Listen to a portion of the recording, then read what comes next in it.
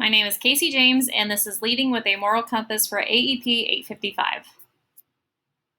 I'm going to start with talking about what, why, and how to define a moral compass. So, what is a moral compass? It is a collection of mental processes that point a person in a direction in life. It is the awakening of moral awareness and the sharpening of values and principles by which people live. It is something that provides standards to help people define what kind of behavior is right and wrong. It's something that people should have internally, but after completing this module, I realized that it's something that's important to also write down.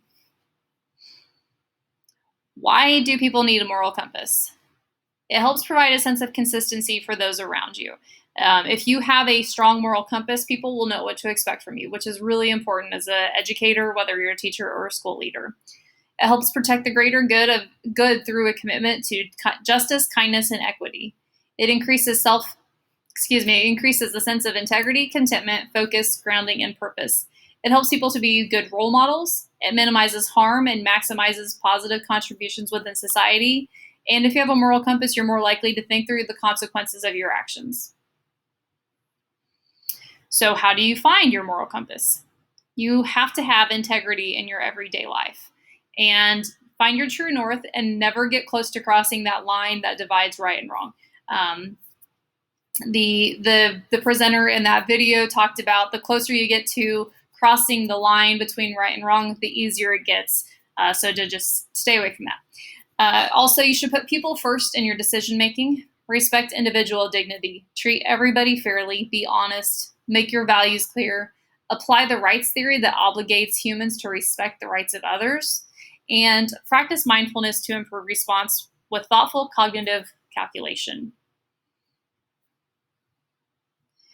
And this assignment talked a lot about empathy and how it relates with moral compasses.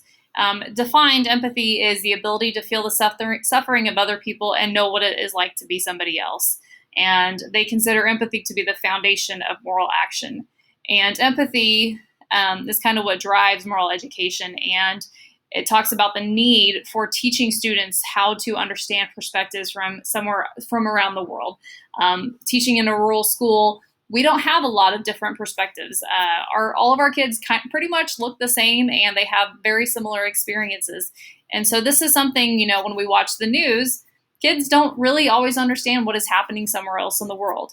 And of course, it doesn't have to just be on a big scale to have empathy, but I think empathy is something that we struggle with in schools.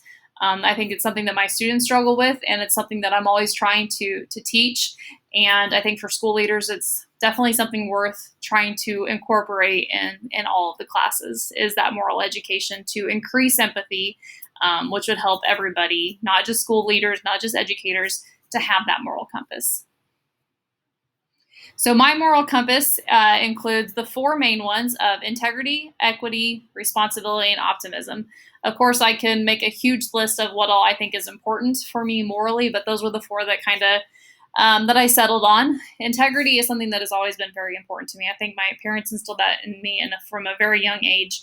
I think that telling the truth, being honest, doing the right thing, even when nobody is watching, has been something that has always been so important to me, whether I'm in school or not. And again, honesty kind of goes along with that.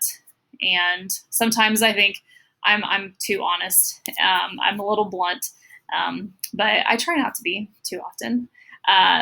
Equity, I think treating people the way they need to be treated, to make things equal, to make it fair. I think that is also very important. Showing people respect. And the responsibility that I feel like I have to my profession is also utmost importance. Having safety, or making sure that my students all feel safe. And then having optimism as a teacher is something that I don't think that I could do my job without. And then, of course, loyalty to my students, to my family, and to my school.